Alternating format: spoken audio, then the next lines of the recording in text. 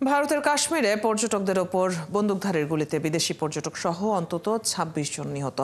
হামলার দায় স্বীকার করেছে কাশ্মীর রেজিস্ট্যান্স নামের সন্ত্রাসী গোষ্ঠী। কঠোর ব্যবস্থা নেওয়ার হুঁশিয়ারি প্রধানমন্ত্রী মোদির। শনিবার পোপ ফ্রান্সিসের অন্ত্যেষ্টিক্রিয়ায় যাচ্ছেন মার্কিন প্রেসিডেন্ট ট্রাম্প সহ বিশ্ব নেতারা। গাজায় ইসরায়েলি হামলায় নিহত আরও ৩২ ফিলিস্তিনি। এদিকে গাজায় পোলিও টিকা ঢুকতে দিচ্ছে না ইসরায়েল। ঝুঁকিতে ৬ লাখ শিশু। হামলা আর যুদ্ধের মধ্যেই মধ্যপ্রাচ্য সফরে যাচ্ছেন মার্কিন প্রেসিডেন্ট ডোনাল্ড ট্রাম্প। জানাবো সেই খবরও। বিশ্বের নানা প্রান্তের এমন সব খবর নিয়ে বিশ্বযোগের আজকের আয়োজনে স্বাগত জানাচ্ছি আমি রূপাইয়া তদিতি। ভারতের কাশ্মীরে পর্যটকদের ওপর বন্দুকধারীর গুলিতে বিদেশি পর্যটক সহ অন্তত ২৬ জন নিহত হয়েছেন। আহত হয়েছেন আরও বেশ কয়েকজন। মৃতের সংখ্যা আরও বাড়ার আশঙ্কা করা হচ্ছে। এই হামলার দায় স্বীকার করেছে কাশ্মীর রেজিস্ট্যান্স নামের একটি স্বল্প পরিচিত সন্ত্রাসী গোষ্ঠী। এদিকে হামলার ঘটনায় নিন্দা জানিয়ে কঠোর ব্যবস্থা নেওয়ার হুঁশিয়ারি দিয়েছেন ভারতের প্রধানমন্ত্রী নরেন্দ্র মোদী। আরও জানাচ্ছেন মাহফুজুর রহমান। প্রায় এক বছরের মধ্যে ভারতের কাশ্মীরে আবারও ভয়াবহ হামলার ঘটনা ঘটেছে। মঙ্গলবার কাশ্মীরের আন্তনগর জেলার পেহেলগামে পর্যটকদের লক্ষ্য করে হামলা চালিয়েছে বন্দুকধারীরা। এই ঘটনায় আহতদের সরিয়ে নিতে সেখানে সামরিক হেলিকপ্টার মোতায়েন করা হয়েছে, কারণ ওই এলাকাটি কেবল পায়ে হেঁটে বা ঘোড়া দিয়ে যাওয়া সম্ভব। এরই মধ্যে বেশ কয়েকজনকে উদ্ধার করে ভর্তি করা হয়েছে স্থানীয় হাসপাতালে। তাদের বেশিরভাগই ভারতীয় নাগরিক। ভারতের সংবাদ মাধ্যম বলছে, বেশ কয়েকজন পর্যটক ট্রেকিং করার সময় তাদের উপর হামলা হয়েছে। স্থানীয়রা বলছেন, পর্যটকদের ভিড়ে মিশেছিল বন্দুকধারীরা। এরপর হঠাৎই এলোপাথারি গুলি শুরু করেন তারা। এরই মধ্যে ঘটনাস্থলে পৌঁছেছে সেনা ও পুলিশ। বন্দুকধারীদের খোঁজে তল্লাশি অভিযান চালাচ্ছে তারা। কেন্দ্রীয় স্বরাষ্ট্রমন্ত্রী অমিত শাহ সব সংস্থার সাথে জরুরি নিরাপত্তা বৈঠক করতে শ্রীনগর গেছেন। এ ঘটনার নিন্দা জানিয়েছেন প্রধানমন্ত্রী নরেন্দ্র মোদী। প্রয়োজনীয় ব্যবস্থা নিতে সব পক্ষকে নির্দেশ দিয়েছেন তিনি। পর্যটকদের উপর এমন কাপুরুষোচিত হামলার তীব্র নিন্দা জানিয়েছেন জম্মু কাশ্মীরের সাবেক মুখ্যমন্ত্রী মেহবুবা মুফতিও। প্রয়োজনীয় ব্যবস্থা নেওয়ার আশ্বাস দিয়েছেন স্থানীয় আইন প্রণেতারাও। জম্মু ও কাশ্মীরে আসা পর্যটকদের আমরা অনুরোধ করছি যে তারা আতঙ্কিত হবেন না। এই অঞ্চলে শান্তি রয়েছে এবং সরকারও আমাদের সাথে আছে। এই ঘটনার পুঙ্খানুপুঙ্খ তদন্ত করা হবে এবং আমাদের দৃঢ় এবং ঐক্যবদ্ধ থাকতে হবে। জম্মু কাশ্মীরের আকর্ষণীয় পর্যটন স্থলের মধ্যে জনপ্রিয় পেহেলগাম। প্রতি বছর পেহেলগামে প্রচুর পর্যটক বেড়াতে যান। এর আগে গত বছর জুনে কাশ্মীরে পর্যটকদের উপর হামলার ঘটনায় অন্তত ৯ জন নিহত হয়েছেন। মাহফুজুর রহমান, ৭১। কাশ্মীরে পর্যটকদের ওপর নজিরবিহীন হামলায় শোকের ছায়া নেমে এসেছে ভারত জুড়ে। ক্ষুব্ধ স্থানীয়রা আর স্তম্ভিত পর্যটন প্রেমীরা। আতঙ্ক কাটেনি প্রত্যক্ষদর্শীদের। নিরাপত্তাহীন বোধ করায় ভয়ে দ্রুত কাশ্মীর ছাড়ছেন সেখানে থাকা অন্য পর্যটকরাও। সৃষ্টি ঘটকের প্রতিবেদন। স্বর্গরাজ্য কাশ্মীর ভ্রমণে গিয়ে নারকীয় ঘটনার সাক্ষী হয়েছেন পর্যটকরা। ভয়াবহ সন্ত্রাসী হামলায় মুহূর্তেই বদলে যায় পুরো দৃশ্য। আমি দুজনের উপর গুলি চালাতে দেখেছি। সাথে সাথে মানুষজন ছোটাছুটি শুরু করে। সেখান থেকে আমি ৩ জনকে নিরাপদে সরিয়ে আনতে পেরেছি। ভারতের নাগপুরের বাসিন্দা গোপাল রূপচাঁদ পরিবার নিয়ে ঘুরতে গিয়েছিলেন কাশ্মীরে। জানান নিজের ভয়াবহ অভিজ্ঞতার কথা। আমরা তেমন কিছু দেখতে পারিনি। গুলির শব্দ শুনতে পেয়েই প্রাণপণ পালানো শুরু করি আমরা। হামলার পর থেকেই আতঙ্কে রয়েছেন কাশ্মীরের অন্য পর্যটকরাও। অনেকেই দ্রুত পালিয়ে যাচ্ছেন সেখান থেকে। এদিকে হামলায় নিহতদের প্রতি শোক জানিয়ে মঙ্গলবার মোমবাতি প্রজ্বলন করেছেন জম্মু কাশ্মীরের বারামুল্লাহ এলাকার মানুষজন। যত মানুষ নিহত হয়েছেন তারা সবাই নিরপরাধ পর্যটক। নিহতদের মধ্যে নববিবাহিত দম্পতি ছিল। তারা সবাই শুধু ঘুরতে এসেছিল। এই হামলার মানে কি? এই হামলা অত্যন্ত কাপুরুষোচিত এবং বর্বর। তারা আমাদের অতিথি। এই হামলার কোনো ন্যায্যতা থাকতে পারে না।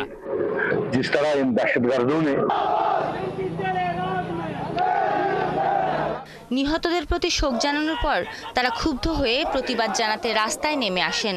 স্লোগানে স্লোগানে এই হামলার নিন্দা জানান প্রতিবাদকারীরা। অনেককেই বিক্ষোভে পাকিস্তান বিরোধী স্লোগান দিতে শোনা যায়। এ সময় ভারতের স্বরাষ্ট্রমন্ত্রী অমিত শাহের পদত্যাগের দাবি জানান আন্দোলনকারীরা। সৃষ্টি ঘটক, ৭১। ভারত নিয়ন্ত্রিত জম্মু কাশ্মীরের পাহেলগামে পর্যটকদের লক্ষ্য করে হামলার ঘটনায় শোক জানিয়ে ভারতকে সমর্থনের বার্তা দিয়েছেন যুক্তরাষ্ট্রের প্রেসিডেন্ট ডোনাল্ড ট্রাম্প। মঙ্গলবার ট্রুথ সোশ্যাল মাধ্যমে ট্রাম্প লিখেছেন, কাশ্মীর থেকে পাওয়া খবর খুবই মর্মান্তিক। সন্ত্রাসবাদের বিরুদ্ধে ভারতকে যুক্তরাষ্ট্রের পূর্ণ সমর্থন রয়েছে। এই ঘটনায় সমবেদনা জানিয়ে রাশিয়ার প্রেসিডেন্ট ভ্লাদিমির পুতিন বলেছেন, এটি একটি নৃশংস অপরাধ। মঙ্গলবার সন্ধ্যায় ভারতের রাষ্ট্রপতি দ্রৌপদী মুর্মু ও প্রধানমন্ত্রী নরেন্দ্র মোদীর কাছে পাঠানো এক বার্তায় পুতিন লিখেছেন, হামলার পরিকল্পনাকারী ও বাস্তবায়নকারীরা তাদের প্রাপ্য শাস্তি পাবে বলে তিনি আশা করছেন। এই হামলার নিন্দা জানিয়েছেন সৌদি যুবরাজ মোহাম্মদ সালমান বিন আল সৌদ। এছাড়া ইতালি, ইসরায়েল, সংযুক্ত আরব আমিরাত, ইরান, শ্রীলঙ্কার সরকারও এই হামলার তীব্র নিন্দা জানিয়েছেন। এদিকে কাশ্মীরে হামলার খবরে সৌদি আরব সফর সংক্ষিপ্ত করে দ্রুত দেশে ফিরে এসেছেন ভারতের প্রধানমন্ত্রী নরেন্দ্র মোদী। চলতি বছরের এপ্রিলের প্রথম 3 সপ্তাহে 1 লাখের বেশি আফগান শরণার্থী পাকিস্তান ছেড়েছেন। পাকিস্তানের স্বরাষ্ট্র মন্ত্রণালয় একথা জানিয়েছে। বসবাসের অনুমতি বাতিলের পর বাধ্য হয়ে পাকিস্তান ছাড়ছেন তারা। এসব আফগানদের সন্ত্রাসী ও অপরাধী আখ্যা দিয়ে পাকিস্তান সরকার 1 এপ্রিল থেকে অভিযান শুরু করে। পাকিস্তানের স্বরাষ্ট্র মন্ত্রণালয় জানিয়েছে, এপ্রিল মাসে 1,529 জন আফগান শরণার্থী নিজ দেশে চলে গেছেন। বিশ্লেষকরা মনে করছেন, তালেবান সরকারের ওপর চাপ তৈরি করতেই পাকিস্তান এই পদক্ষেপ নিয়েছে, কারণ পাকিস্তান সম্প্রতি সীমান্তে হামলা বেড়েছে। এজন্য মূলত তালেবান সরকারকেই দায়ী করছে ইসলামাবাদ। এসব বিষয়ে সমাধানে সম্প্রতি তালেবান নেতাদের সাথে সাক্ষাৎও করেছেন পাকিস্তানের পররাষ্ট্রমন্ত্রী। দেশটিতে প্রায় 40 লাখ আফগান বসবাস করছেন। সরকারের আনুমানিক হিসাব অনুযায়ী তাদের মধ্যে 17 লাখই অনিবন্ধিত।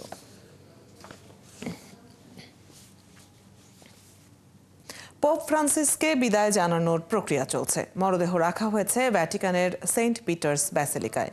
বুধবার স্থানীয় সময় সকাল 9টা থেকে শনিবার সকালে অন্ত্যেষ্টিক্রিয়ার প্রক্রিয়া শুরু হওয়ার আগ পর্যন্ত পোপের মরদেহ এখানেই থাকবে। এদিকে মার্কিন প্রেসিডেন্ট ট্রাম্প, ইউক্রেনের প্রেসিডেন্ট জেলেনস্কি সহ বিশ্বের বিভিন্ন দেশের নেতারা পোপের অন্ত্যেষ্টিক্রিয়ায় অংশ নেবেন।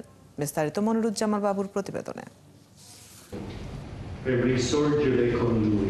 পোপ ফ্রান্সিসের মৃত্যুর পর বিশ্বজুড়ে শোকে মুহ্যমান লাখো মানুষ।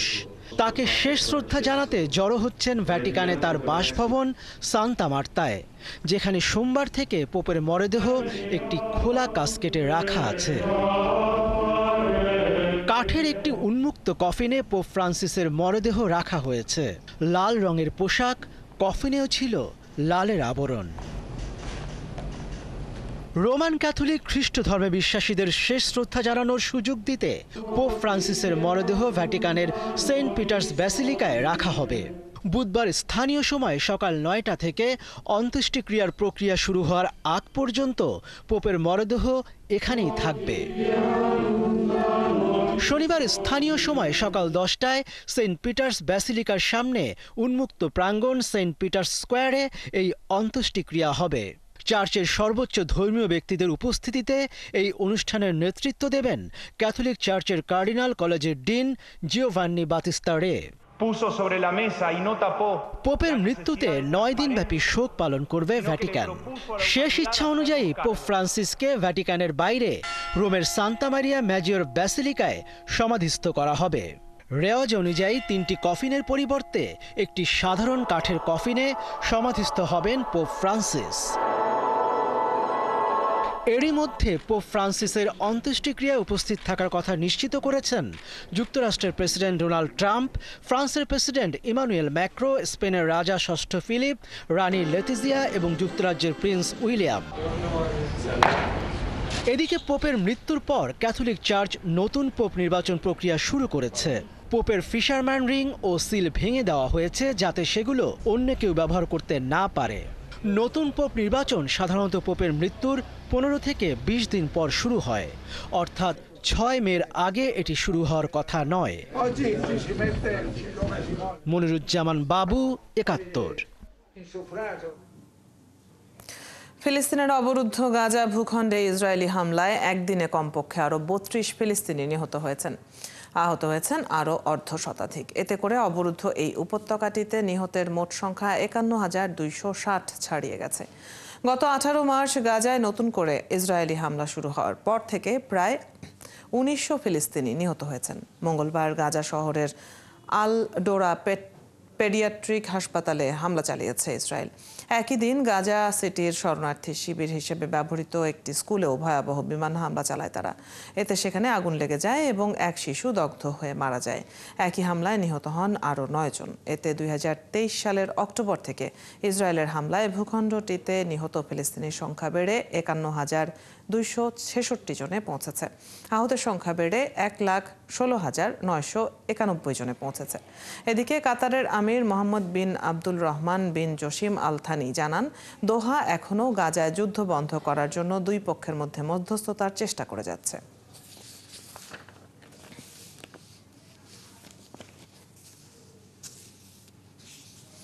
ইসরায়েলের বাধায় গাজায় পোলিও টিকা প্রবেশ বন্ধ হয়ে গেছে। এতে ঝুঁকিতে পড়েছে গাজার 6 লাখের বেশি শিশু। গাজার স্বাস্থ্য মন্ত্রণালয় মঙ্গলবার এক বিবৃতিতে জানায়, টিকা ঢুকতে না দেওয়ার কারণে পোলিও প্রতিরোধে শুরু হওয়া 4র্থ পর্যায়ের ক্যাম্পেইন বন্ধ হয়ে গেছে। স্বাস্থ্য মন্ত্রণালয় হুঁশিয়ারি দিয়ে বলেছে, টিকা সরবরাহ অব্যাহত না থাকলে 6,02,000-এর বেশি শিশু আজীবনের জন্য পক্ষাঘাতগ্রস্ত বা স্থায়ীভাবে অক্ষম হয়ে পড়তে পারে। 2024 সালের আগস্টে গাজার স্বাস্থ্য মন্ত্রণালয় 10 বছর বয়সী এক শিশুর শরীরে পোলিও শনাক্ত করে, যা ছিল ওই অঞ্চলে প্রথম পোলিও সংক্রমণের ঘটনা।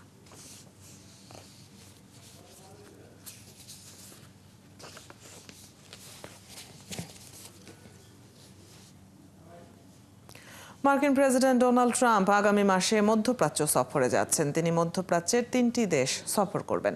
হোয়াইট হাউসের মুখপাত্র ক্যারোলিন লেভিট এমন ঘোষণা দিয়েছেন। হোয়াইট হাউসে অনুষ্ঠিত প্রেস ব্রিফিংয়ে লেভিট বলেন, ট্রাম্প আগামী 13 থেকে 16 মে পর্যন্ত সৌদি আরব, কাতার ও সংযুক্ত আরব আমিরাত সফর করবেন। একটি সূত্র জানায়, মে মাসে ট্রাম্পের মধ্যপ্রাচ্য সফর নিছক আনুষ্ঠানিকতা নয়, বরং যুক্তরাষ্ট্রের পূর্ব নির্দেশনা। বিশ্লেষকরা বলছেন, এই সফরের বড় দিক হচ্ছে ইরান বিরোধী অবস্থানকে পাকাপোক্ত করা। রাশিয়ার চালানো ড্রোন হামলায় ইউক্রেনের ওডেসা অঞ্চলে 2 জন বেসামরিক নাগরিক আহত হয়েছেন। চিকিৎসার জন্য তাদেরকে হাসপাতালে নেওয়া হয়েছে। এই হামলায় বেশ কয়েকটি বাড়িঘর ও রাস্তাঘাট ক্ষতিগ্রস্ত হয় এবং বেশ কিছু অবকাঠামোতে আগুন ধরে যায়। মঙ্গলবার ইউক্রেনের খার্কিভ অঞ্চলেও হামলা চালায় রুশ সেনারা। সেখানে একটি তেলের গুদামে আগুন লেগে যায়। মুহূর্তেই আগুন ছড়িয়ে পড়ে বেসামরিকদের বাড়িঘরে। খবর পেয়ে দ্রুত ঘটনাস্থলে ছুটে যায় ইউক্রেনের জরুরি সহায়তাকারী দলের সদস্যরা। তবে এসব হামলার ঘটনায় কেউ নিহত হওয়ার খবর পাওয়া যায়নি। ইউক্রেনের প্রেসিডেন্ট ভলোদিমির জেলেনস্কির সাথে সরাসরি আলোচনার ইঙ্গিত দিয়েছেন রাশিয়ার প্রেসিডেন্ট ভ্লাদিমির পুতিন। দেশটির রাষ্ট্রীয় টেলিভিশনে দেওয়া সাক্ষাৎকারে একথা বলেন তিনি। পুতিন বলেছেন, যে কোনো শান্তি উদ্যোগের প্রতি ইতিবাচক দৃষ্টিভঙ্গি রয়েছে তার এবং আশা করেন কিয়েভও একই অনুভূতি প্রকাশ করবে। পরে রাশিয়ার প্রেসিডেন্টের মুখপাত্র দিমিত্রি পেসকভ বলেন, পুতিন সরাসরি আলোচনা করতে চান, এটা ঠিক, তবে তার অর্থ এই নয় দেশটির বেসামরিক নিশানায় হামলা চালানো বন্ধ করা হবে। প্রেসিডেন্ট বলেছেন, বেসামরিক নিশানায় হামলা না চালানোর বিষয়েও আলোচনা সম্ভব। এটা দ্বিপক্ষীয়ভাবে হতে পারে। এ বিষয়ে মন্তব্য নিয়ে সরাসরি কোনো মন্তব্য করেননি জেলেনস্কি। তবে তিনি বলেন, ইউক্রেন যে কোনো ধরনের আলোচনার জন্য প্রস্তুত, কিন্তু তাতে বেসামরিক মানুষের নিরাপত্তার নিশ্চয়তা থাকতে হবে। 2026 সালের দ্বিতীয় প্রান্তিকের মধ্যেই স্বর্ণের দাম ছাড়িয়ে যেতে পারে আউন্স প্রতি $4,000। এমনই পূর্বাভাস দিয়েছে বিশ্বখ্যাত মার্কিন বিনিয়োগ ব্যাংক জেপি মর্গান। সংস্থাটি বলছে, চলতি বছর প্রতি প্রান্তিকে গড় স্বর্ণ চাহিদা থাকতে পারে প্রায় 710 টন, যা দামের ঊর্ধ্বমুখী ধারা বজায় রাখতে সহায়ক। 2025 সালের শেষ নাগাদ এই ধাতুর গড় দাম হতে পারে $3,675। তবে বাজার পরিস্থিতি অনুকূলে থাকলে $4,000 ছাড়িয়ে যেতে পারে আরও আগেই। মূলত মার্কিন যুক্তরাষ্ট্রের সঙ্গে বাণিজ্যিক টানাপোড়েন, শুল্ক বৃদ্ধি এবং সম্ভাব্য অর্থনৈতিক মন্দা সব মিলিয়ে বৈশ্বিক অর্থনীতিতে বাড়ছে অনিশ্চয়তা। এই প্রেক্ষাপটে বিনিয়োগকারীদের নিরাপদ আশ্রয়ের প্রধান বিকল্প হয়ে উঠেছে স্বর্ণ। এদিকে বিশ্লেষকরা বলছেন, কেন্দ্রীয় ব্যাংকগুলোর স্বর্ণ ক্রয়ের গতি যদি হঠাৎ কমে যায়, তবে তা হবে বাজারের জন্য একটি বড় নেতিবাচক চ্যালেঞ্জ। দর্শক, এই ছিল আজকের আয়োজনে। কাল একই সময়ে আবারও হাজির হবে বিশ্বযোগ। চোখ রাখুন ৭১-এর ফেসবুক পেজে এবং সাবস্ক্রাইব করুন ৭১-এর ইউটিউব চ্যানেল। ৭১-এর সাথেই থাকুন।